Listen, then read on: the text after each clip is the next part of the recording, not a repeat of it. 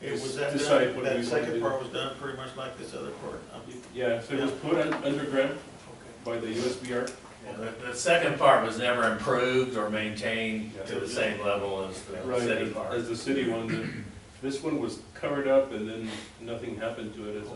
So it's an eyesore right now, and in fact, I've addressed it with the city of Socorro here recently.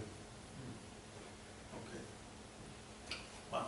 So, the purpose of today, and we need to go into closed session and talk about these specifically on this list, is we at least want to talk about one of these, some tech stop funding that's available, that'll be in front of you. But I've got to start working through this list because each one on this list, you can see I don't have applications for quite a few of them.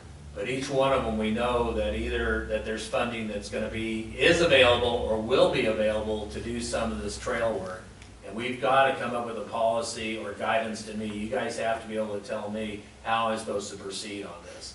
Like I said, right now, none of these have even got the engineering done to where I could present it to you to say, this is what they're going to do. This is what they want to do. There is a handout that Sharon put in front of each of the board members. This is a master study that has maps showing all locations that would be candidates for trails. They're not saying that all these would be trails, but these are all the locations. I mean, I know Art will be very interested because one of them goes right by his back door. So that has a series of maps showing property, our property, and other people's property. He should have one on his. I can get one later. We can give you the website for that if you want to get it off the website.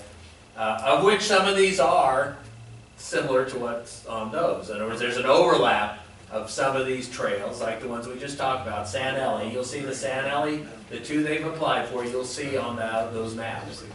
And trying to have a unified. And Omar's had done has a presentation we want to do that has to do with our, I don't know what we call it, a sister irrigation district, but a fellow reclamation project, Salt River Project, that has a lot of experience with these type of trails. And so I'm going to queue up his. It's a very short presentation. We don't already have a policy that we don't allow any of that kind of stuff, regardless if it's still part of our district that we're using. Now, some of that stuff where you have a drain ditch that's not being really utilized is one thing, but canals. Well, we do it case by case, is what you've had me do. Because We haven't done any though, have we? Well, we did the Mesa drain. No, I'm talking about canals. Canals are the most important, the drains you can, but even the drainage ditches down in the agricultural area, we don't have any trails or anything on those. Well, Like, God, it'd be a nightmare. You have a letter of support on the San Eli project that you guys did, 2017? 2017. In I don't 2017. remember us supporting any project where there's a trail on a canal. We did If the we do, one. we withdraw it, put it that way. We did, Johnny, we did the one in front of, from Carnes to Loop 375 here on the Franklin, because there was some issues with a sewer line, water line from El Paso Water that they wanted to move over from the north side of There was a Alameda. reason for doing it, yeah. Yeah, to the south side, which encroached in our bank. So we did an agreement, you all agreed to it, with Paso Water, and then at the same time, TxDOT was improving that section of Alameda, which will be the footprint. But all that stuff's in the city, that's a different deal. I'm Yes. talking about you get in the agricultural areas where we still use this stuff. And It ain't gonna work. there's another section of the Franklin that I'm real concerned with that we'd like to discuss in the closed. Yeah, I think it'd be more purpose issues or real estate. We can go in closed session, just need more. And this presentation I'll overview is very brief, but just to give you an idea of how Salt River Project is handling their urbanization issues. Good morning. What we're showing today is Salt River Project. This is in Phoenix, Scottsdale, Tampa, and Mesa in Arizona. And so in 2018, Mr. Reyes sent me to Arizona to take a look at how Salt River Project managed the demand for trails on existing canal systems.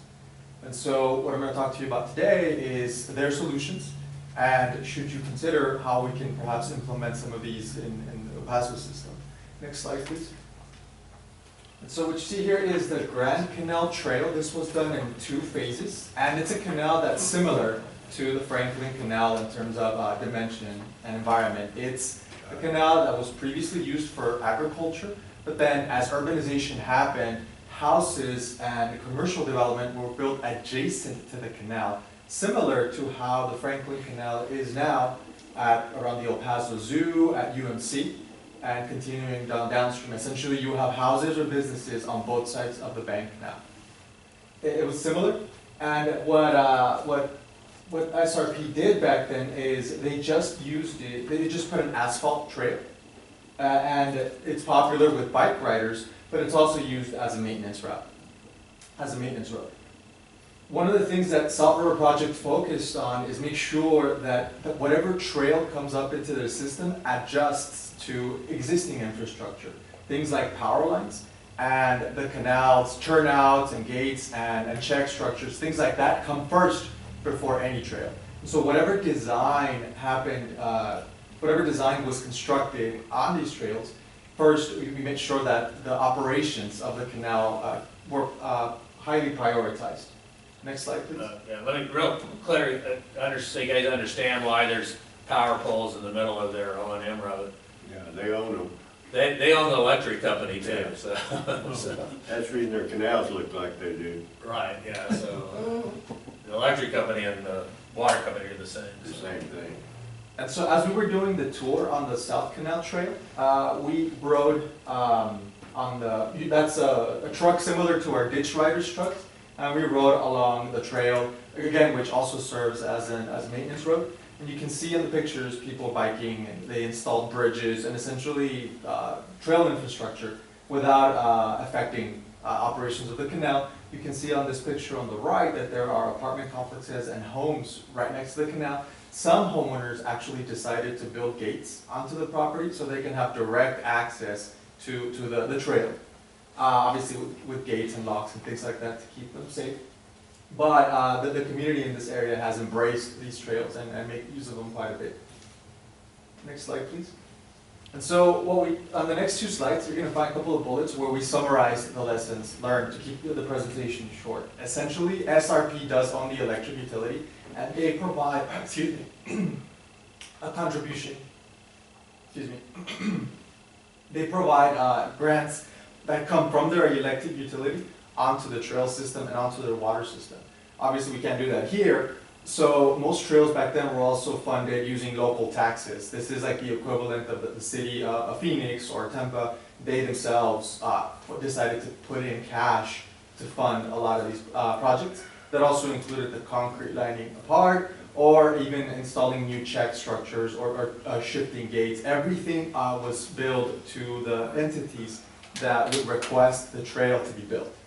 One of the things that SRP staff focused on as well is that the design of trail amenities and all this place building that these consultants propose to their district always comes second to operations and engineering.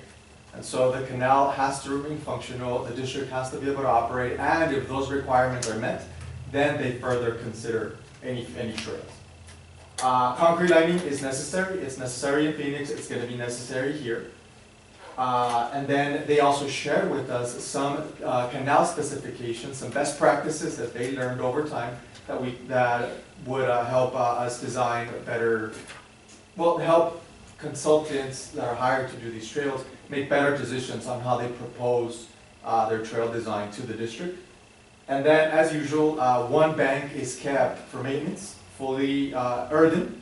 The other one is used as a walkway, but the trail specification, the width of the trail has to be such that a pickup truck or maintenance equipment, rubber tire equipment, can be used to operate on it. So it's more expensive. It's not just a hike and bike trail. It's an improved maintenance road. It's more expensive, but if the local municipality wanted that trail, then they have to meet those designs and they have to dish out the cash. Next slide, please.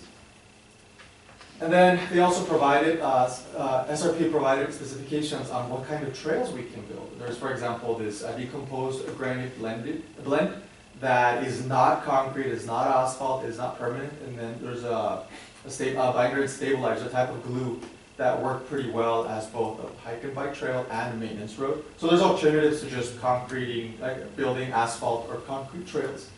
And then one of the things they emphasized is liability agreements.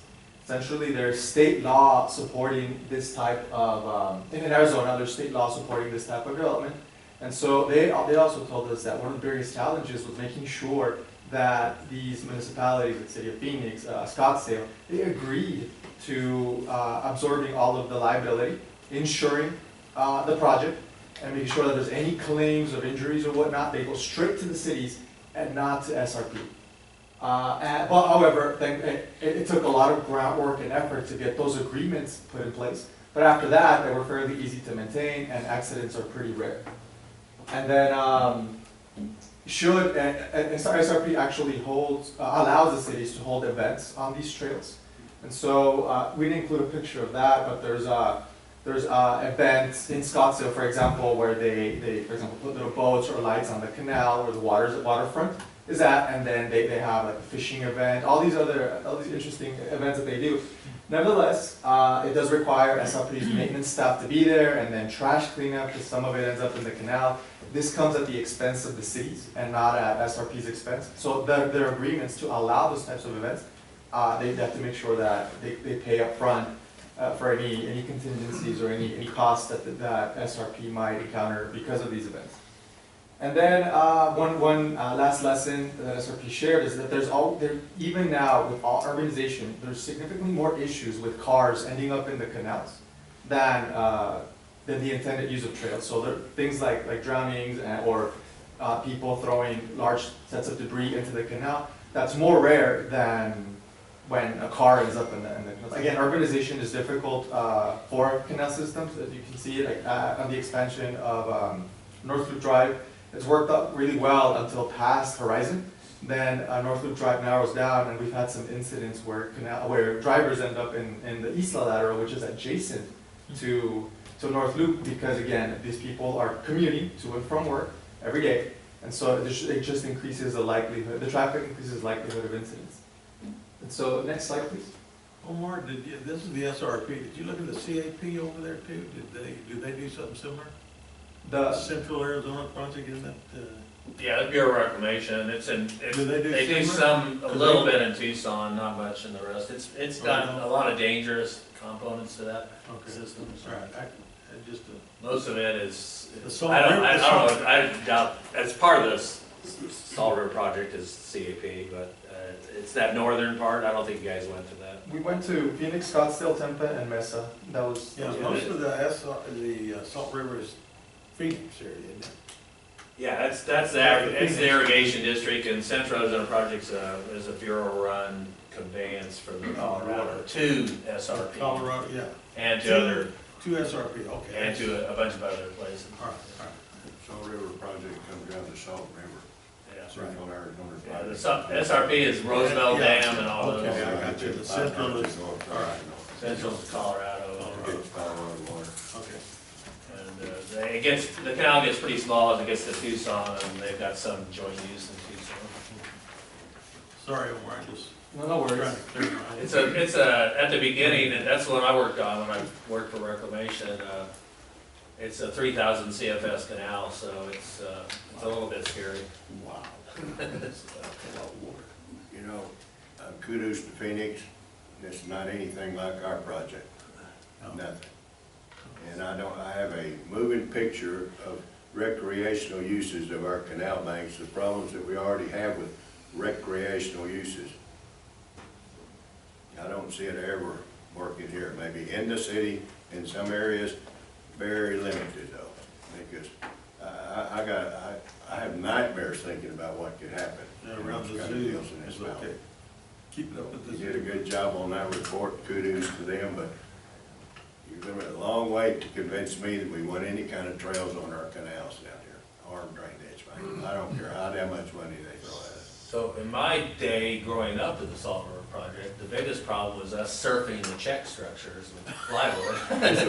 Well, the ski, you know, pulling kids behind pickup trucks on skis and we throw a rope around the check structure. Our canals are irrigation canals, they're not recreation. Anyway. It's a totally different deal. Okay, well, thanks. So this last one is just a handout that I gave you, so if you have any questions on that. Thank you so much, Omar, for making the presentation. And I hope we haven't agreed to any of these trails anywhere, we haven't, have we, Judy? No, we haven't. With that, You we'll put table, that to rest in a hurry when you start talking about it, ain't gonna happen.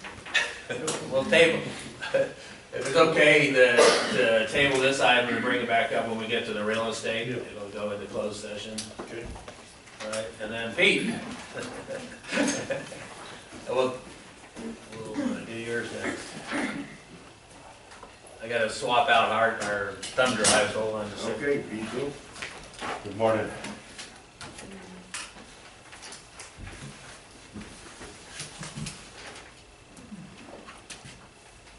To start off with, I don't know if you guys remember on last month's report, how we were working on that RS-13 well, trying to save it. Well, we dropped the camera and it did collapse, so we did lose it.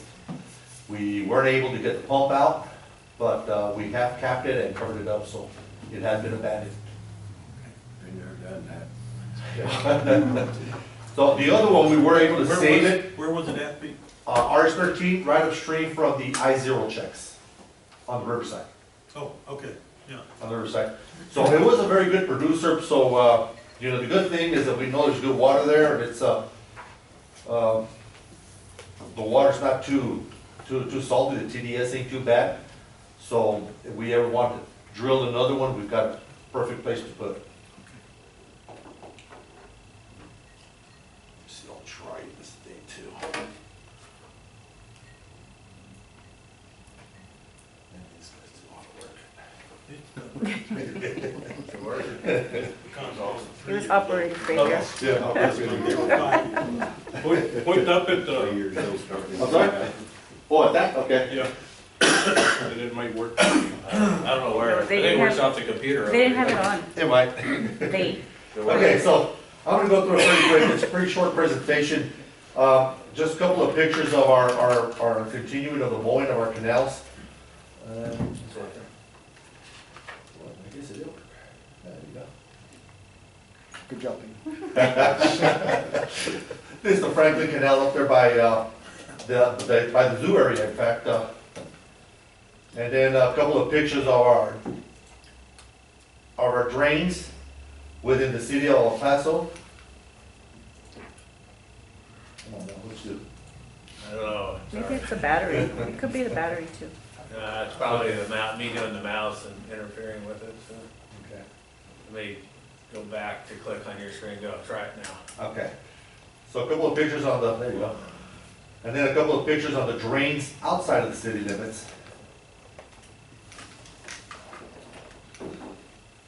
This is a crossing, a private crossing that we did for Paso Pican on the Fabens drain. Their crossing had already kind of deteriorated, so we did go in there and redid it.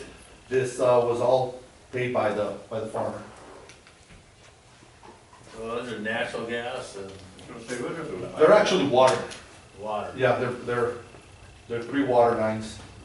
From Fagan. From Vegas, yeah. Yeah. Only one of them was galvanized.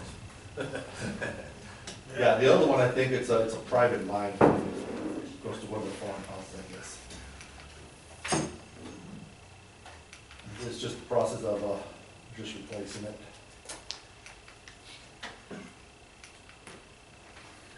It looks like after we complete it, we did install about 60 feet, so we got about a 40 foot, well, actually about a 45 foot roadway.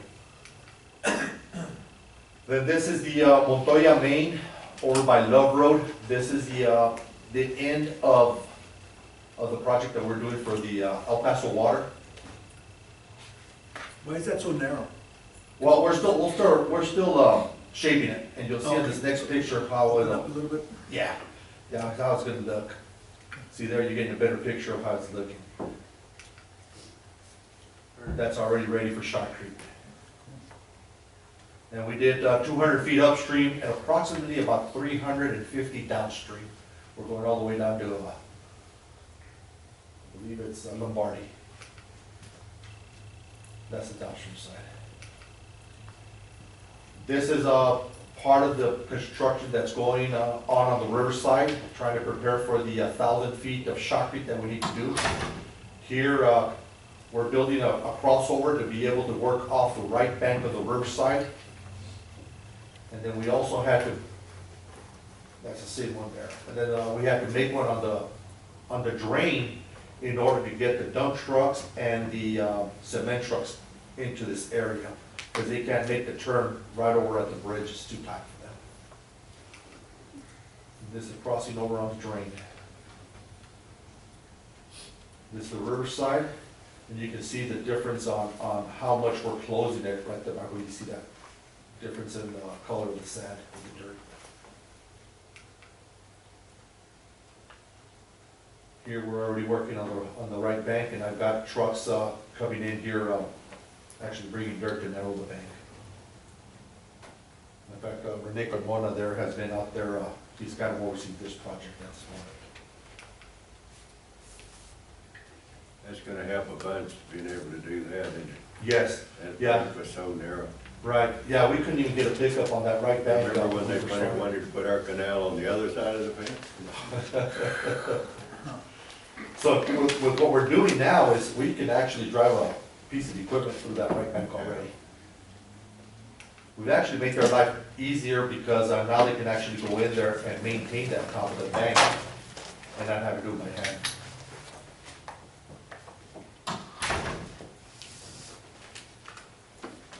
Is this an unusual situation where it's a narrow bank up against the border fence? Yeah, well, everything, on the riverside, as far as it hugs the fence, it's narrow. The whole stretch. The whole stretch? The whole stretch. And that was what we negotiated with when they were back and forth with us? Right, right. And unfortunately, the access points to get in and out, there's some in some real awkward places. For example, the one right here up on Walcott, there's no way I can get into that gate on the downstream side. So that's why we're having to make these temporary crossovers to get over on the opposite end. We can't send a bill to the government now for that, impact that as a result of that fence? You could try. They have a court of claims for the, I think we filed some stuff with them, right? I don't know if we've ever received it. We never received an answer. But at one time, you recall they wanted to place this fence on the north side of not only our Riverside Canal, but our drain, and leave our drain and our canal on the south side. And it was a battle that we had, and then at the tail end, they wanted to keep and maintain the bank that where you see the bulldozer right there. And so it's really their obligation to maintain the top portion of the bank. Seldom do they do I it. remember that. I don't remember. That was their responsibility. And that's all the way down to the drains and everything, right? That's all the way, that's along the border highway. It's all the way to Yeah, all the where way it stops. past Wasteway 2. On the drains over there down by my farm there. Mm-hmm. It's a very narrow bank. 100 feeder and all that. It's Yeah. all, Okay, here we go to the ponds. All this piping that you see over the top there was tons and tons of it, it's all been removed already. And here you got the construction of the temporary canal that will be feeding that last pump. We have reached the partidor, and you'll see some pictures here on how it looks. We still gotta go back and dig the channel.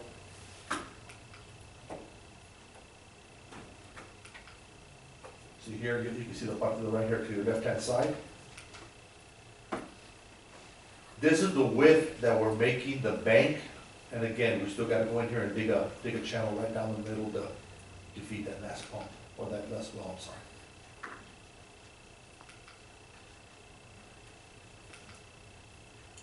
Sandy. Yeah, and we're actually importing dirt from outside the ponds. A lot of the dividers that were in between the ponds, we pulled it out and we utilized it. And now what we're doing is we're digging pits on the outside for this good clay, hauling the clay in, and then turning around and taking the sand and filling the pits with the sandy stuff. All this work out is part of the bigger picture? No, this is so we sort of have two projects here. It's the Socorro Ponds project, which is what Pete's working on, is a temporary use. Right. And then if and when we get funding and we have the resources, This is on the 400,000 that you all approved for us to do this. Yeah, This is just to activate one pond. This is gonna be, we're kind of like we're gonna use this in the future, right?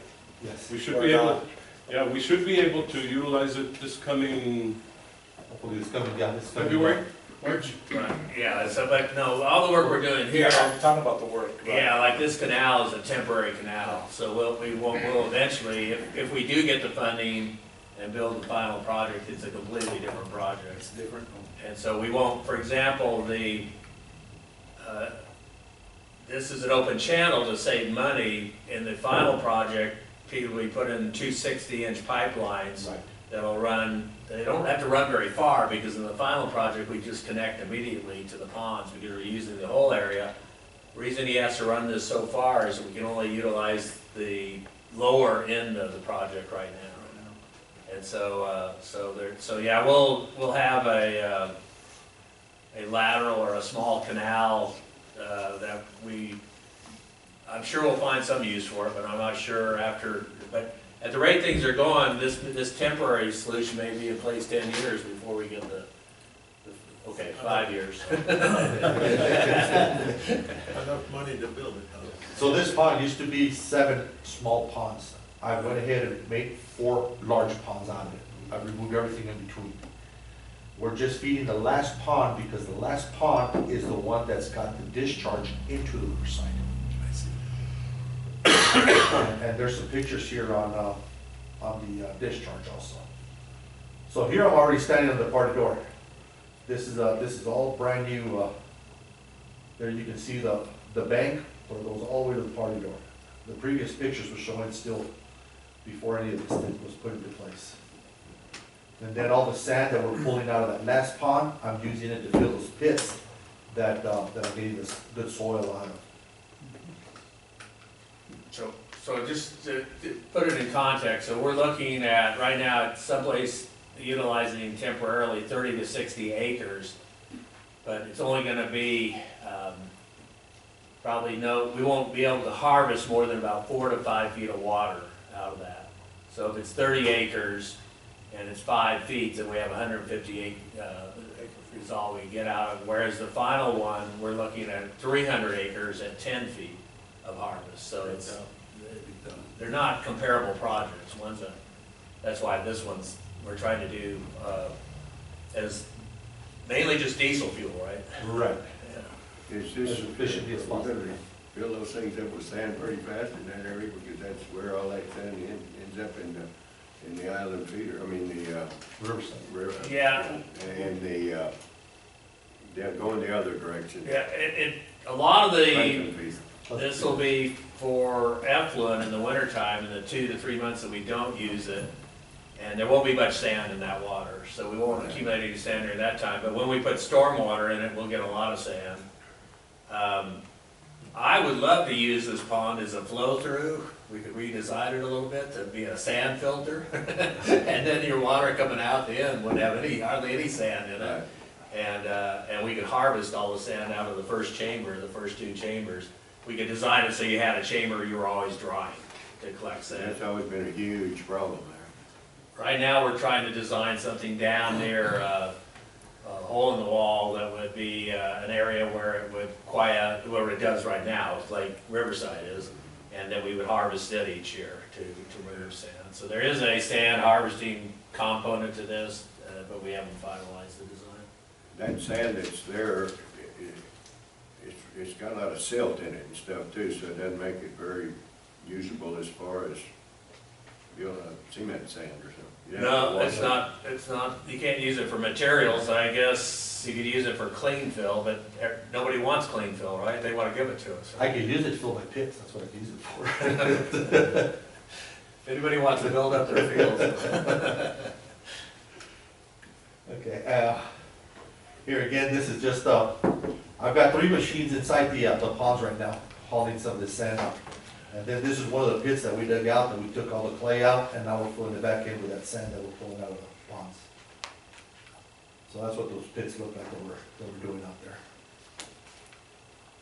And then this is the discharge that will go into the riverside. These pipes where you see them, we were gonna install them here and connect them right there where the backhoe's at. But we found that the pipes that are over to the right of that are a lot lower. So rather than to use the higher ones, I'm gonna use the lower ones and connect to the riverside. There's a little bit more work involved, but I think the end result's gonna be a lot better. It's connecting for the water to come from the riverside, for the water to go into. No, this is from the ponds into the riverside.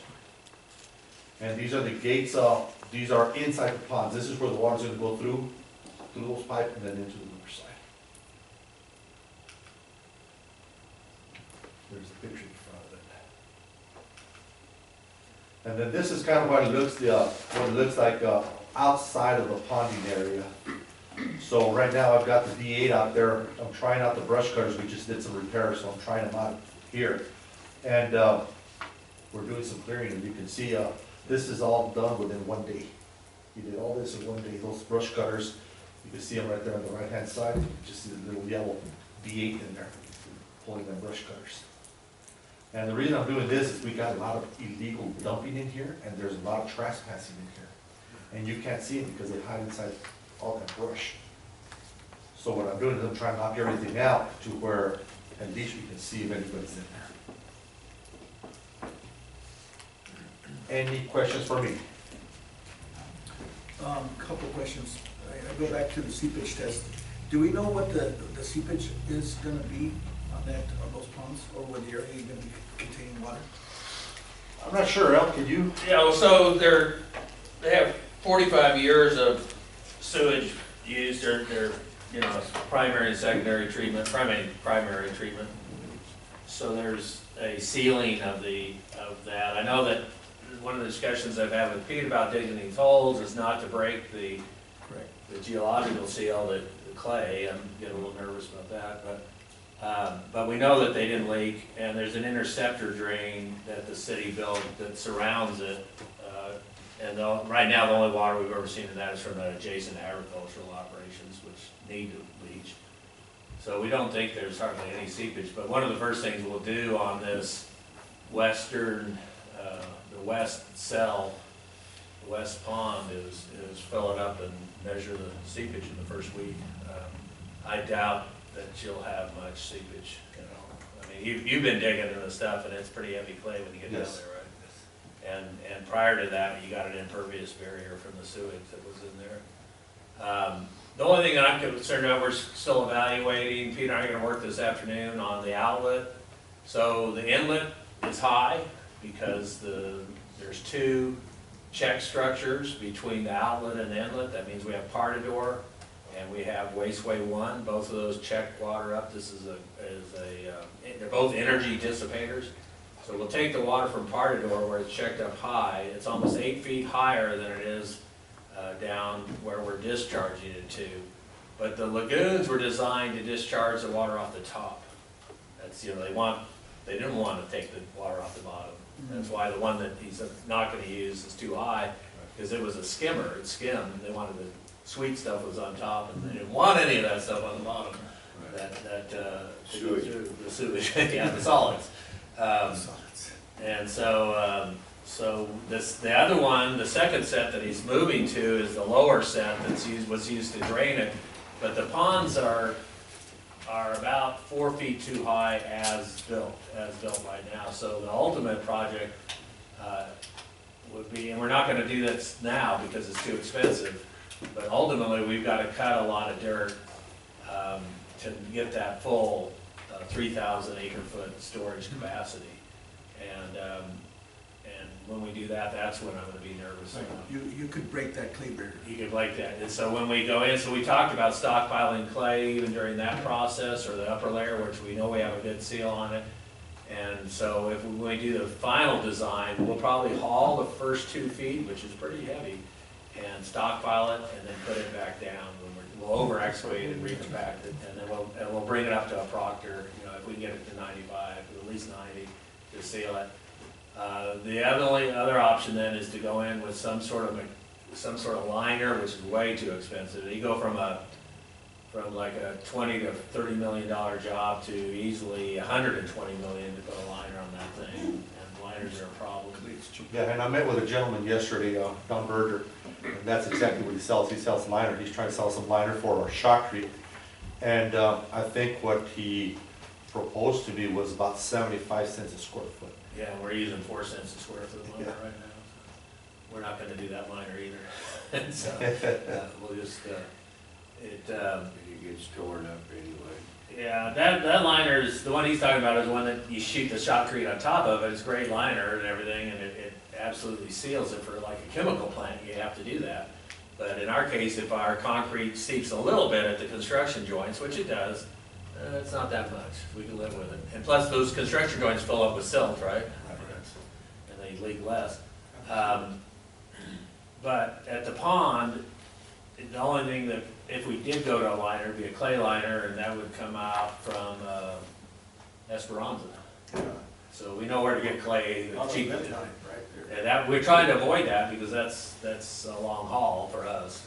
But if we had to, that'll be that, and that'll probably be in the range of. If what's there now seals it, it'll re-seal it if you take it out and reapply it. Yeah, I think it will, and so we won't have to haul it. But if we did have to haul a liner, it'd be from Esperanza, which we know that one seals. That bentonite seals really well. We can put on, we can almost put a 4-inch bentonite in and it'd seal the thing. The problem with that is that you're again talking just in the haul distance, you know, up to 50 cents a square foot to haul it. So right now, we only have to haul it about a quarter mile at the most if we stockpile it. So this whole project, just so you guys know, I know it sounds sort of, it's a complicated project. It's got pumps, it's got a lot of moving parts. All of that is small compared to the diesel to move the dirt. It's 1 million cubic yards of excavation and reformation. So it's all the monies of moving dirt, 80% of the money of this project, and the riprap, bringing the rocks in to protect from wind storms is our main problem, that we have to protect the sides. If you go down to Hudspeth and look at their reservoirs, they have the riprap, so that's the one that makes, you know, all the materials people rich, because we have to haul all that rock in, put it on the sides. So those are the two biggest components: diesel fuel for moving the dirt and the rock for putting it on the sides. You know, it makes it sound like it's a real easy project, just diesel and rocks. But there's quite a bit of other stuff. Diesel ain't gonna get lower. How many, I noticed you got a D6 Yes. and a D8. What else do we have? We got a D4 and a D3. Okay, they look pretty new. Yeah, well, our D3 is a little, it's probably our oldest. Our D8 actually is Isn't the D8 the one that was remodeled or the new? no, actually that's got very low mileage, and I think it was a 2006 show. Yeah, I think so. 2006 something. That was obtained from the military, That's- many years ago. Wasn't that gonna get painted or something to make it look newer? Yeah, well, we did, and as you can say, you know, and it's a beast. Yeah, It's a beast. It's a good, that's You know, that's the only you equipment I need got. that kind of, that you need that holds- equipment to move that kind of dirt. Yes. Yeah, so we'll switch when we start moving a lot of dirt. We're using our equipment we have now to save some money, but it'll switch to same type of systems we use for agricultural, and that Chewy and I were talking, Bain's got a setup that they use for the subdivisions here, and that'll typically be a large 4-wheel drive tractor, like something you rip with, that you rent, and then we'll pull 2 scrapers behind it. And we do that for speed, so that we can move, because you're doing a racetrack, just like with an agricultural land. We're trying to GPS control and move dirt from one place to another place. You know, either move it from an excavation to an embankment, so it knows when to dump and all that stuff. And every large earth moving project I've done, I've got about 10 of these. we don't even use the old earth movers, you know, with the paddle wheels. They don't use those anymore. We use the scrapers. The reason for that is the scraper can handle, there's a lot of reasons for it. You go a lot faster if the dirt's soft. In this case, the surface is pretty soft. Yes, isn't pretty it? soft, yeah. We may get down to where you saw he had excavated, where it looked a little bit hard in some of those excavations. And when we get to that point, those scrapers can adapt, and they just slow way down, right? We're hoping we don't have to rip it, you know. That would make my price estimate go out. But if we do, then you rip it and then you scrape it. But using those paddle wheels is hard. And there's so much more moving parts on them to break down. I haven't used them on a project for a long, long time. I think the hardest part of that is trying to find them. I've been trying to locate some here locally. Yeah, so the tractor you can get, because. Yeah, tractor's not a problem. Tractors, right. So what we gotta do, what Trina talked about is going to Richie and just buying the scrapers. Yeah, I think we're gonna have to.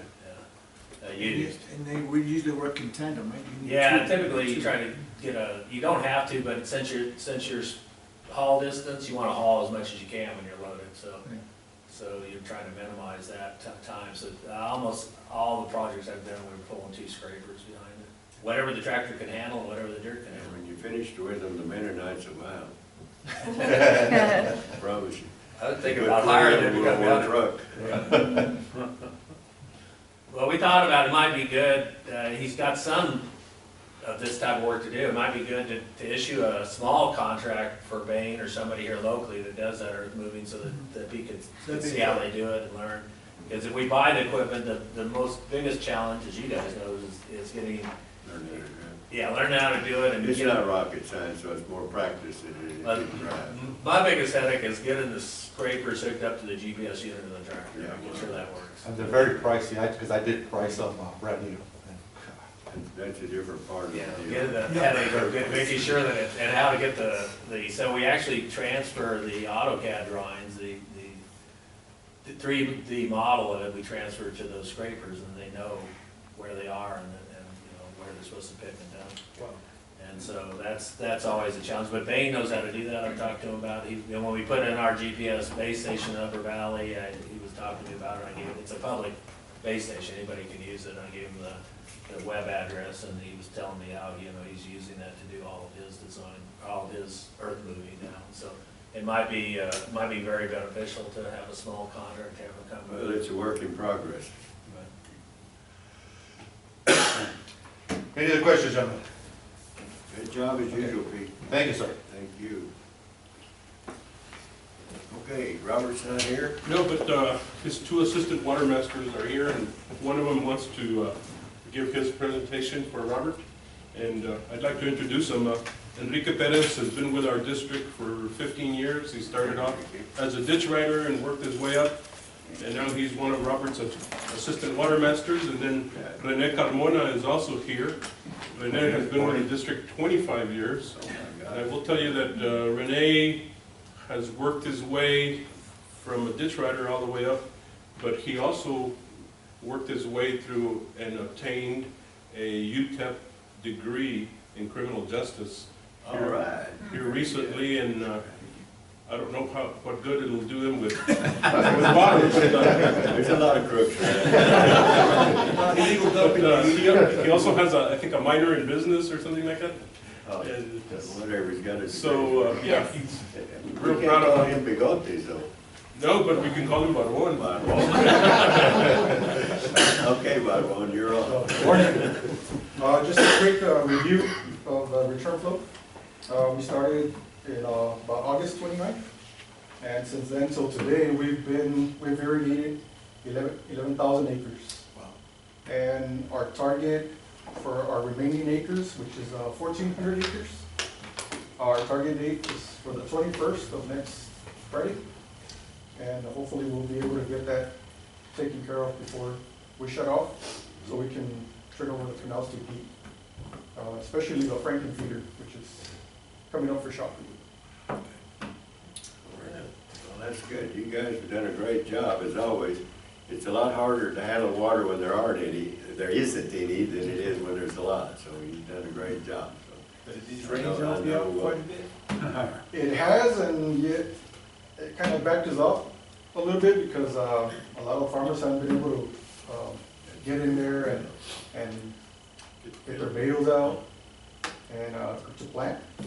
So it worked both ways. Some canceled, but we still have 1,400 acres to irrigate. It's a two-edged sword, that is. Sometimes it's good, and sometimes it's not. Yes. Helps in some instances. We've also had our good staff. They've done a great job delivering our water to our constituents. Say again? Our staff has done a great job Oh, yeah. delivering our water. I mean, but the staff does it because you guys are doing your job, and of course, Robert, we have the highest regard for Robert. You know, he's been here for so many years and done such.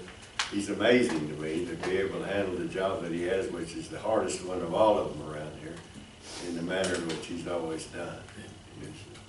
And these two guys are real important to Pete also, because they handle the crews on the shotcrete and have become experts in running the crews and getting the materials and prepping everything. So they've done a tremendous job, both of them. Well, we appreciate you guys. We appreciate all our employees, because they've all been from top level all the way down. Always been really good. So that's the reason we need to have that day. Yes. They said to show our appreciation, right? Yes. And real quick, and I'm sorry, David, when David stood up there, I wanted to wish David a happy birthday. Today is his birthday, so. Thank you. 21, he's so excited, yes. That's right. All right. Well, thank you very much. You might have any questions? All right. And we'll, like Enrique mentioned, we will be shedding